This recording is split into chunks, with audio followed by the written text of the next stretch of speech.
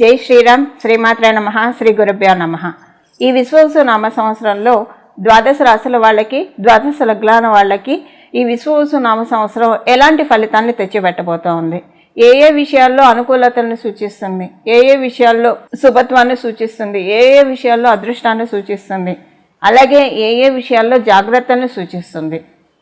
జాగ్రత్తలు సూచిస్తూ ఉన్నప్పుడు మనకి ఆ విషయాల్లో మనం పర్టికులర్ విషయాల్లో కనుక మనం జాగ్రత్తగా ఉంటే కనుక మనకి ప్రతికూల పరిస్థితులు లేనట్లే. ఫస్ట్ మనం అక్కడ మనకి ప్రాక్టికల్ రెమెడీ ఏంటంటే జాగ్రత్తలు సూచించే అంశాల్లో మనం జాగ్రత్త పడితే కనుక ప్రతికూలతల్ని మనం అధిగమించినట్లే.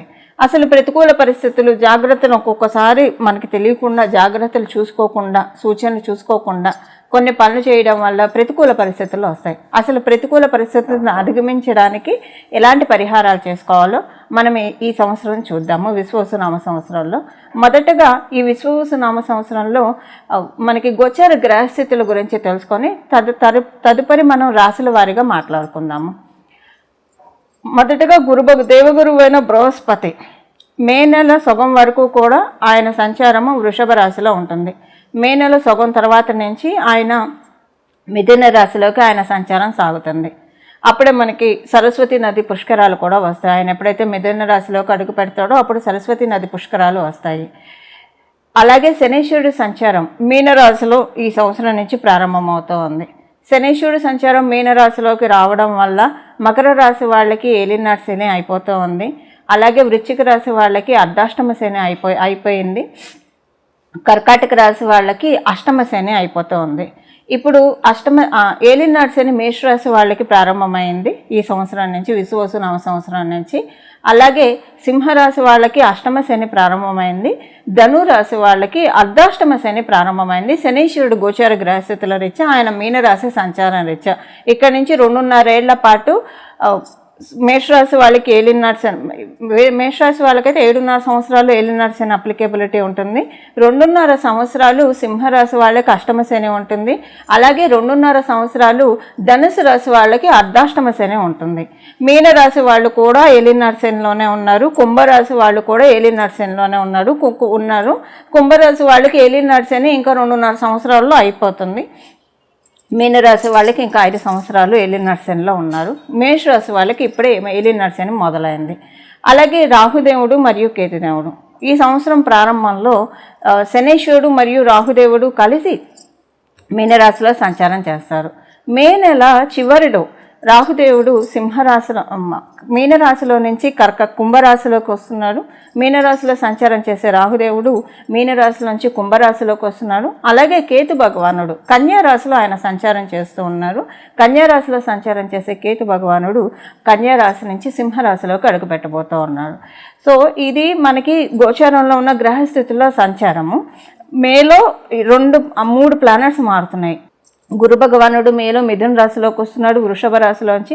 మే చివరిలో రాహుకేతువులు కూడా వాళ్ళ గ్రహ సంచారాన్ని మారుస్తూ ఉన్నారు. ఇన్నాళ్ళు మీన రాశిలో ట్రాన్సిట్ చేసిన రాహు భగవానుడు ఇప్పుడు కుంభరాశిలోకి రావడము, అలాగే కేతు భగవానుడు కన్యా రాశిలో ట్రాన్సిట్ చేసిన కేతు భగవానుడు సింహరాశిలోకి రావడము. ఇవి గోచారంలో ఉన్న గ్రహ గమనాలు. ఈ గోచారంలో ఉన్న గ్రహ గమనాలను అనుసరించి అన్ని రాశుల వాళ్ళకి ఎలాంటి ఫలితాలు ఉంటాయి ఈ విషయాలు మనం తెలుసుకుందాము. ఆదాయ వ్యయము, రాజ్యపూజ్యం, అవమానం వీటితో పాటుగా మనం తెలుసుకుందాము. కర్కాటక రాశి వారికి ఈ సంవత్సరం విశ్వవసు నామ సంవత్సరంలో ఆదాయం, వ్యయం, రాజ్యపూజ్యం, అవమానం. ఆదాయం 8, వ్యయం 2, రాజ్యపూజ్యం 7, అవమానం 3. కర్కాటక రాశిలో పుట్టిన వాళ్ళకి ఈ సంవత్సరం, అలాగే మీరు కర్కాటక లగ్నంలో పుట్టిన అంటే మీ రాశి కర్కాటక రాశి, మీ లగ్నం కర్కాటక లగ్నం అంటే మీరు ఒకవేళ 12 రాశుల్లో ఏ రాశి అయినా మీ లగ్నం కర్కాటక లగ్నం అయితే, రాశి తెలిసిన వాళ్ళకి, లగ్నం తెలిసిన వాళ్ళకి మీ రాశి ఖచ్చితంగా తెలిసే ఉంటుంది. 12 రాశుల్లో ఏదో ఒక రాశి అవుతుంది. ఆ 12 రాశుల్లో ఏ రాశి అయినా మీరు కర్కాటక లగ్నం అయితే మీకు ఇది అప్లికేబిలిటీ ఉంటుంది. ఇప్పుడు ఎలాంటి ఫలితాలు మీకు అందుతున్నాయో ఇప్పుడు మనం చూద్దాం. నవమ స్థానంలోకి శనీశ్వరుడు యొక్క సంచారం ఇది ఒక ట్రిగరింగ్ పాయింట్, ఇది ఒక టర్నింగ్ పాయింట్. ఏ విషయాల్లో ఇది ఒక రాజయోగం అని చెప్పాలి. ఎందుకు రాజయోగం అని చెప్తున్నానంటే అష్టమ శనితోటి మంచి చేశాడు, ఇబ్బందుల్ని ఇచ్చాడు. 2 ఇస్తాడు ఆయన. ఆయనేం ఒక కష్టపెట్టేసి వెళ్ళిపోడు. ఆయన మంచి కూడా చేస్తాడు. ఇంకా ఇన్ఫ్యాక్ట్ ఆయన చేసే మంచి చాలా ఎక్కువ చేస్తాడు. అంటే మనం అనుకున్న దానికంటే ఎక్కువే ఇస్తాడు ఆయన. సో డెఫినెట్గా మీకు ఇంటినన్నా ఇచ్చి ఉండొచ్చు, లేదా వివాహం కాకపోతే వివాహం చేసి ఉండొచ్చు, లేదా కెరియర్లో ఏదన్నా అసలు అన్స్టేబుల్గా ఉంటే స్టేబుల్ చేయొచ్చు. ఏదో ఒకటి జరగకుండా అయితే ఉండదండి. ఖచ్చితంగా ఏదో ఒకటి అష్టమ శనిలో జరిగే ఉంటుంది. సో ఇప్పుడు కానీ ఇబ్బందులు కూడా ఉంటాయి. సో ఏంటంటే కుంభరాశిలో కాబట్టి అంత ఉండదు.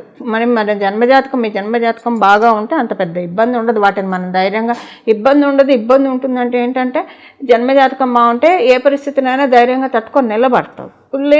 సరిగ్గా లేకపోతే చిన్నదానికి కూడా బెంబేలెత్తిపోతారు. సో అంటే తాడుని చూసి కూడా పాము అనుకుంటారు. జన్మజాతకం స్ట్రాంగ్గా ఉంది అంటే మనం స్ట్రాంగ్గా ఉంటే పాముని చూసి కూడా తాడు అనుకుంటాం. సో అలాంటి అంటే అది ఓవర్ కాన్ఫిడెన్స్ అని కాదు. సో మనం బొంబాయిలు ఎత్తకపోతే పాము దారిని అదే వెళ్ళిపోతుంది. సో అక్కడ అంతే, అదే చెప్పడం అంతే. సో ఇక్కడ ఏంటంటే ఆయన 7th and 8th లార్డ్ అవుతూ 9th స్థానంలో సంచారం అనేది, 7th లార్డ్ 9th స్థానంలో సంచారం చాలా మంచిది. ఇది ఒక రాజయోగాన్ని ట్రిగర్ చేస్తుంది కర్కాటక రాశి, కర్కాటక లగ్నంలో పుట్టిన వాళ్ళకి. అయితే ఏ విషయంలో ఇది మంచి చేస్తుంది అంటే మీకు వృత్తిపరంగా, ప్రత్యేకించి వ్యాపారస్తులకి అంటే మంచి ఒక రకంగా చెప్పాలంటే ఒక మంచి క్రౌన్ ఆయన ఇస్తున్నాడు అనమాట. ఒక మంచి సింహాసనాన్ని మీకు అందజేస్తూ ఉన్నాడు. ఇంకా శనేశ్వరుడు ఇచ్చే సింహాసనం అనేది అది చాలా లాంగ్ రన్లో ఉంటుంది. అది ఎవరు పెక్కిలించలేరు. ఎందుకంటే ఆయన ఇచ్చేది ఎప్పుడు కూడా స్ట్రాంగ్గా ఇస్తాడు. ఇప్పుడు మనం ఒక మంచి క్వాలిటీ ఉన్న వస్తువుని తీసుకుంటాం కదా, ఆయన అని చెక్ చేసే మనకిస్తాడు. సో ఇప్పుడు ఏంటంటే ఆల్రెడీ అష్టమ శనిలో ఇబ్బందులు పడ్డారు కాబట్టి శనేశ్వరుడు ఎప్పుడైనా ఊరికి టెస్టింగ్స్ పెట్టిస్తాడు. గుడ్ థింగ్ ఏంటంటే ఆల్రెడీ ఆయన టెస్టింగ్స్ అన్ని అష్టమ శనిలో ఇచ్చాడు, బ్లెస్సింగ్ ఇచ్చాడు, టెస్టింగ్స్ ఇచ్చాడు. కాబట్టి ఇంక ఇప్పుడు he don't test any more అనమాట. బట్ మంచి రిజల్ట్స్ని అయితే అందజేస్తాడు. ఆయన అందజేస్తాడు. అంటే ఇది వ్యాపారస్తులకి చాలా మంచి ఫలితాలు ఉంటాయి. అయితే ఉద్యోగస్తుల పరిస్థితి ఏంటి? ఉద్యోగస్తులకి కూడా ఇది చాలా మంచి ట్రాన్సిట్. ఉద్యోగస్తులకి మీరు అనుకున్న సింహాసనం మీకు దక్కుతుంది. అయితే ఎక్కువ లబ్ధి మనం చూసుకుంటే కనుక కొంత బోనస్ వ్యాపారస్తులకే ఉందని చెప్పాలి. ఉద్యోగస్తులకి కూడా బాగా ఉంది. మీరు ఉద్యోగస్తులు అవుతూ మీరు విదేశాలు వెళ్ళాలని ప్రయత్నిస్తున్నా, లేదా మీరు ఒక ఎంఎన్సీ కంపెనీస్లో చేస్తుంటే ఇంకా మీకు చాలా బాగుంటుంది. గవర్నమెంట్ ఉద్యోగం కోసం ప్రయత్నిస్తుంటే మీ ప్రయత్నాలన్నీ సఫలీకృతం అయ్యే సమయము ఈ సమయం అని చెప్పచ్చు. ఫైనాన్షియల్గా చాలా గట్టిపడే సమయం అండి. మీరు ఉద్యోగస్తుల, వ్యాపారస్తుల, గృహిణులైనా సరే. గృహిణులు అయితే ఎలా అండి, మీ ఇంట్లో ఎవరో ఒక లెర్నింగ్, మీ వారో మీ పిల్లలు ఎవరో ఒక లెర్నింగ్ ఉంటారు కదా, వాళ్ళకి బాగుంటుంది. వాళ్ళకి ఇన్కమ్ వస్తే మీకు వచ్చినట్లే కదా. సో ఇలాగా ఇన్కమ్ విషయంలో మీ ఇన్కమ్ స్టాండర్డ్స్ని పెంచుతున్నాడు శనీశ్వరుడు. అండ్ ఎస్పెషల్లీ ఫస్ట్ 1.5 monthలో మనకంటే విశ్వవసునామ సంవత్సరం మనకి ఏప్రిల్ మేలలో ఫైనాన్షియల్గా చాలా స్ట్రాంగ్ అవుతున్నట్టు మీకు కొన్ని ఇండికేషన్స్ కూడా వస్తాయి. ఒక కాన్ఫిడెన్స్ వస్తుంది, కొన్ని ఇండికేషన్స్ వస్తాయి. ఇవి ఒక గుడ్ న్యూసెస్. దానికి తగ్గట్టు మీరు వింటారు. అయితే కర్కాటక రాశి వాళ్ళకి ఏంటంటే, కర్కాటక లగ్నంలో పుట్టిన వాళ్ళకైనా సరే ఈ ఇయర్ మీరు కొంత ఒక విషయంలో జాగ్రత్తగా ఉండాలి. అదేంటంటే మీకు గ్యాస్ట్రిక్ ట్రబుల్స్ రావడానికి అవకాశం ఉంది, లేదా గ్యాస్ట్రిక్ ట్రబుల్స్కి ఎక్కువగా అవకాశం కనిపిస్తూ ఉంది. సో ఈ విషయంలో కొంచెం అంటే మీ డైట్ కరెక్ట్గా తీసుకోండి. అంటే మీ డైట్ చేంజ్ చేయకుండా కరెక్ట్గా ప్రాపర్ డైట్ మెయింటైన్ చేస్తే మీకు ఎలాంటి ఇబ్బంది లేదు. ఆరోగ్య సమస్యలు స్వల్పంగా కనిపిస్తున్నాయి. ఆరోగ్యం విషయంలో కొంచెం జాగ్రత్త తీసుకోవాలి. మీకు గురుబలం ఉంటే లేదా మీ జన్మ జాతకంలో కనుక ఇప్పుడు ఆరోగ్య సమస్యలు ఏమీ లేకపోతే, అసలు మీకు అంటే సూచించకపోతే ఈ పాయింట్ని మీరు ఇగ్నోర్ చేయొచ్చు. ఈ పాయింట్ అప్లికేబిలిటీనే ఉండదు. దానికి మీ జన్మ జాతకంలో ఇప్పుడు ఆరోగ్య సమస్యలు సూచిస్తున్నా, లేదా మీకు గురుబలం అంటే రిక్వైర్డ్ అమౌంట్లో లేకపోయినా అప్పుడు మీకు ప్రాబ్లం అవుతుంది. మీకు గురుబలం ఉన్నా, మీ జన్మజాతకంలో ఆరోగ్య స్థానం బాగా ఉన్నా అసలు మీకు ఈ పాయింట్ అప్లికేబిలిటీనే ఉండదు. ఈ పాయింట్ని మీరు ఇగ్నోర్ చేసేసేయచ్చు. బట్ ఏదేమైనా కొంచెం గ్యాస్ట్రిక్ ట్రబుల్స్ ఇలాంటివి రావడానికి అవకాశం ఉంది. కాబట్టి కొంచెం ఆహారం విషయంలో టైం టు టైం ఫుడ్ తీసుకోవడానికి ప్రయత్నించండి. ఇది చాలా మంచిది. అలాగే అసలు మీకు ఎందుకంటే ఈ కర్కాటక రాశిలో పుట్టిన వాళ్ళకి ఈ సంవత్సరం ఎలా ఉంటుందంటే, ప్రత్యేకించి మిడ్ ఆఫ్ ద మే నుంచి అనుకోవచ్చు. మిడ్ ఆఫ్ ద మే నుంచి మీకు ఎలా ఉంటుందంటే, మీరు ఆహారం విషయంలో చాలా డిటాచ్డ్గా ఉంటారు. అంటే అంతకుముందు మీరు బాగా ఫుడీ అయినా ఎక్కువ తీసుకోరు, చాలా లిమిటెడ్గా ఫుడ్ తీసుకుంటారు. ఒక రకంగా చెప్పాలంటే ఈ సంవత్సరం మీకు గోచారంలో ఉన్న గ్రహస్థితులు మీ డైట్ ప్లాన్ని మొత్తం మార్పిస్తాయి. అంటే అదేదో ఆరోగ్యం సమస్య వచ్చి మార్చాల్సి వచ్చి కాదు, మీకు కొన్ని మంచి థాట్స్ వస్తాయి. ఈ మంచి థాట్స్ వచ్చేసేసి ఏమవుతుందంటే మీరు ఆహారం విషయంలో చాలా మంచి రిస్ట్రిక్షన్స్ తీసుకుంటారు మీకు తెలియకుండానే. అంటే ఐ మీన్ మీకు మీ మీ మీ టేబుల్లోకి వచ్చేదంతా హెల్తీ డైటే వస్తుంది. ఇది మీకు తెలిసి కావచ్చు, తెలియక కావచ్చు. మీకు తెలియకపోయినా సరే మీకు తెలియకుండానే హెల్తీ డైట్ తీసేసుకుంటారు.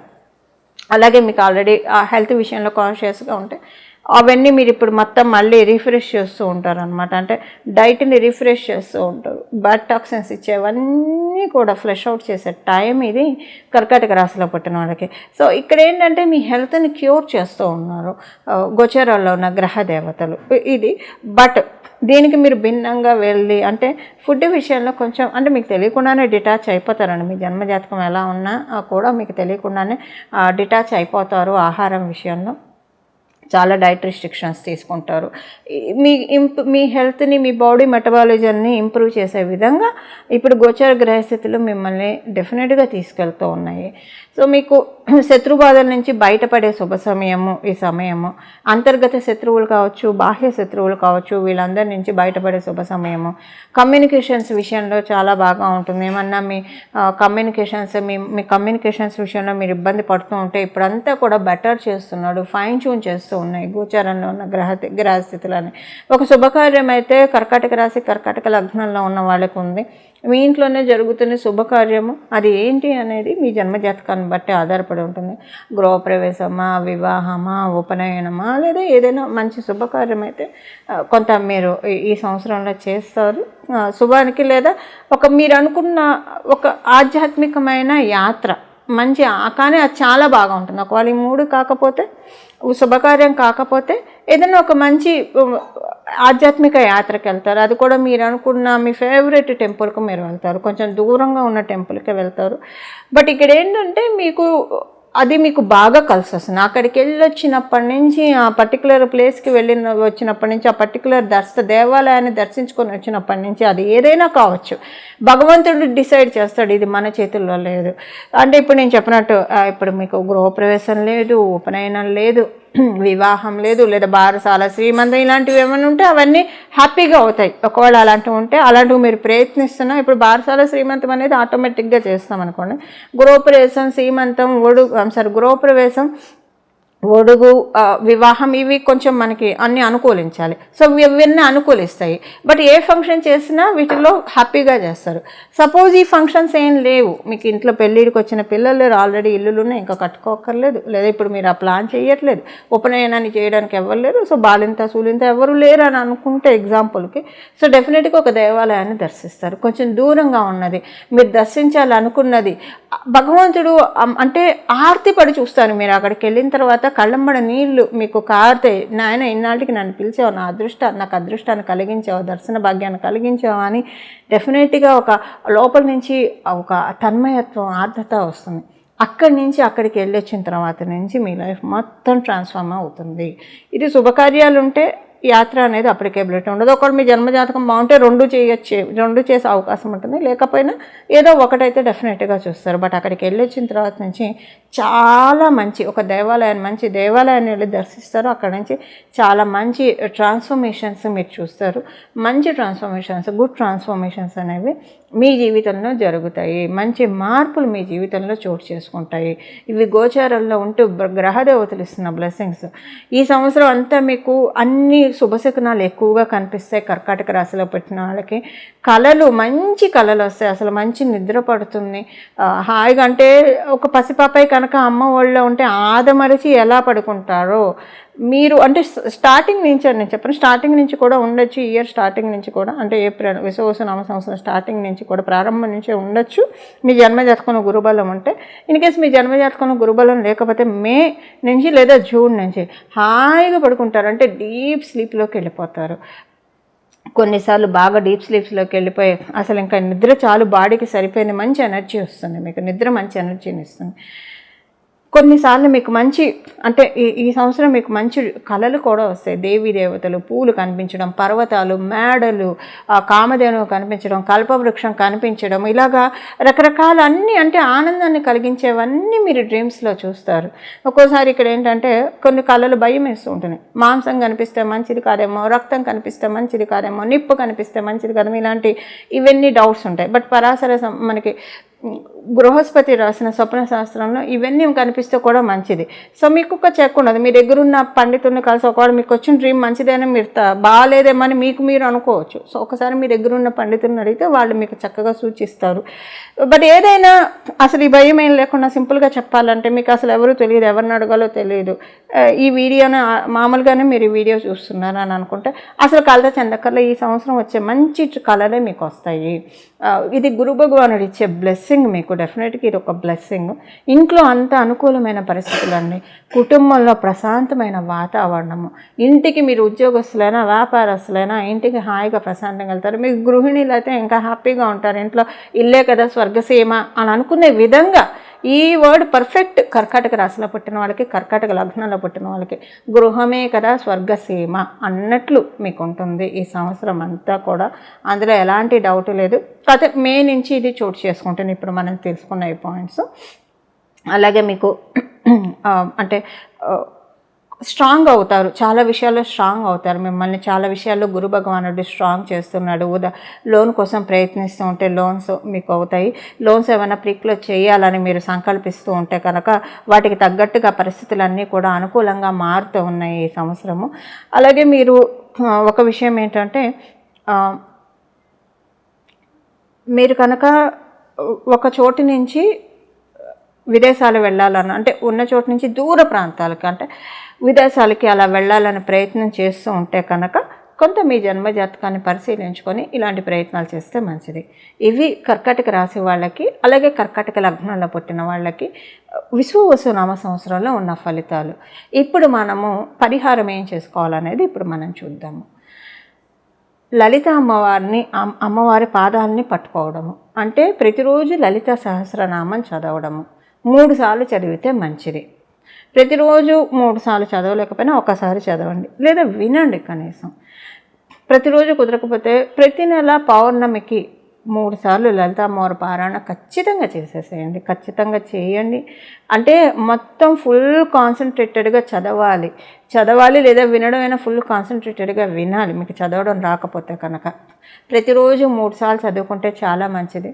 లేదా కనీసం పౌర్ణమి రోజైనా మీరు 3 సార్లు చదవడానికి ప్రయత్నించండి. లలిత అమ్మవారు అంటే ఈ సంవత్సరం అంతా అమ్మవారి ఆశీస్సులు చాలా బాగా ఉన్నాయండి కర్కాటక రాశి వాళ్ళకి. అందుకే గృహమే కదా స్వర్గసీమ అని మాట నేను చెప్పాను. అసలు ఎవరికైనా సరేనండి, ఎవరికైనా ఇల్లు అంటే ఏం గుర్తొస్తుంది చెప్పండి? అమ్మ. ఎవరికైనా ఇల్లు అంటే గుర్తొచ్చే మొదటి విషయం, మొదటి వర్డ్ అమ్మ, నాన్న, తర్వాత మిగతా వాళ్ళు. బట్ అందరికీ గుర్తొచ్చేది అమ్మే కదా. సో అంటే ఈ సంవత్సరం గృహమే కదా స్వర్గసీమ అన్నది పర్ఫెక్ట్ డెఫినేషన్ కర్కాటక రాశి, కర్కాటక లగ్నంలో పుట్టిన వాళ్ళకి. అంటే అమ్మవారే మీ ఇంట్లో తిష్ట వేసుకొని కూర్చొని మీ అందరినీ బ్లెస్ చేస్తూ మనందరినీ మార్గనిర్దేశం చేస్తుంది అమ్మవారే. ఈ విషయంలో ఎలాంటి సందేహం పెట్టుకోకండి. అందుకని అమ్మవారి చరణాలని పట్టుకోండి. రోజంతా కూడా మీరు లలిత సహస్రనామం 3 సార్లు చదివినా ఇంకా నేను అమ్మవారిని ఆరాధించాలంటే కనుక లలితాంబాయే నమః, లలితాంబాయే నమః, లలితాంబాయే నమః, లేదా శ్రీమాత్రే నమః, శ్రీమాత్రే నమః, శ్రీమాత్రే నమః. లేదా మీకు ఇష్టమైన అమ్మవారి నామం ఏదైనా, మహాలక్ష్మి అమ్మవారు అనుకోండి, శ్రీ మహాలక్ష్మీ నమః, శ్రీ మహాలక్ష్మీ నమః, శ్రీ మహాలక్ష్మీ నమః. లేదా సరస్వతీదేవి, సరస్వత్యే నమః, సరస్వత్యే నమః, సరస్వత్యే నమః. దుర్గా అమ్మవారు, దుర్గాయ నమః, దుర్గాయ నమః, దుర్గాయ నమః. ఇలా మీకు ఏ అమ్మవారు ఇష్టమైతే అమ్మవారి నామాన్ని 24/7 మనసులో జపించుకుంటూ ఉండండి. నామాన్ని మీరు 3 సార్లు చేసినా ఇది చేయొచ్చు. ఒకవేళ అది కుదరకపోతే బెస్ట్ 24 గంటలు అమ్మవారి నామాన్ని ధ్యానం చేస్తూ ఉండండి. అమ్మవారు మీ ఇంట్లో తిష్ట వేసుకొని కూర్చుంటుంది. కూర్చొని మీకు అన్ని అన్ని పనులని చకచకా చేస్తున్నాయి. ఇప్పుడు ఇంట్లో అమ్మ ఉంటే పొద్దున్న మనం లేచేప్పటికి, మన చిన్నప్పటి సంగతి నేను చెప్తున్నా, ఒక వయసు వచ్చిన వాళ్ళకైతే మనం లేచేప్పటికి అన్నీ రెడీ చేసి పెట్టేస్తున్నాం. మనం ఏ పని చేసుకోకుండా అమ్మ అన్నీ సమకూర్చి పెడుతుంది. సో ఇలాగా మన జీవితంలో అమ్మవారు మన ఇంట్లో ఉన్నారంటే మన ఇంట్లో ఉన్న పెండింగ్ వర్క్స్ అన్నీ కూడా అమ్మ కంప్లీట్ చేస్తుందండి. అమ్మవారి దీవెనలు అలా ఉన్నాయి కర్కాటక రాశిలో పుట్టిన వాళ్ళకి. సో కర్కాటక రాశి, కర్కాటక లగ్నంలో పుట్టిన వాళ్ళకి పరిహారం ఇది. ఇవి చేసుకొని అమ్మవారి ఆశీస్సుల్ని మీరందరూ కూడా, మనందరం కూడా తీసుకోవాలని చెప్పి మనందరి తరఫున అమ్మవారిని ప్రార్థిస్తూ శ్రీమాత్రే నమః. మంగళం. నమో భగవతే వాసుదేవాయ.